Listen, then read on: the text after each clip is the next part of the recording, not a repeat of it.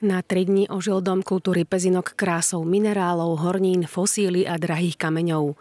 Už po 27. krát sa v našom meste konalo tradičné a obľúbené podujatie Pezínsky permoník.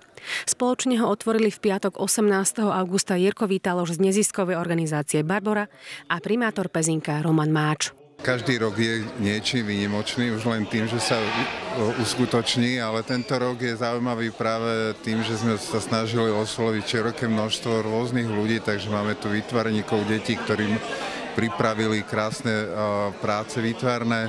Tento rok bol venovaný vyslovene paleontológii a malým Karpatom a skrytým moriam, čo všetko sa skrýva pod zemou a čo nám to všetko prináša.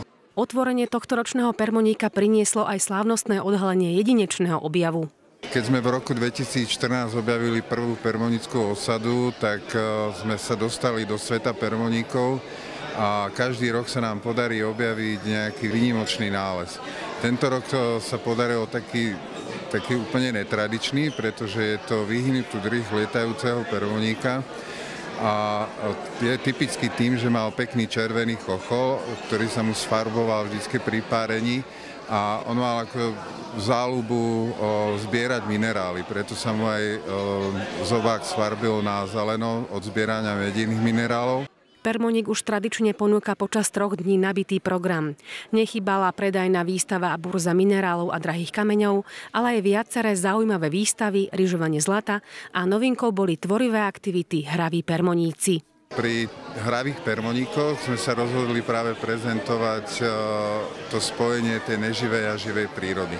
Je pre nás veľmi dôležité, aby ľudia chápali a vnímali, že sú tu súvislosti, ktoré vlastne pôsobia na to, ako ten život vznikol, kde žije a podobne. A sú to práve tie neživé prvky. Takže či je to pôda, alebo či je to hornina, či je to voda, tak je to neživá príroda. A v tom vlastne sa vyskytuje ten život.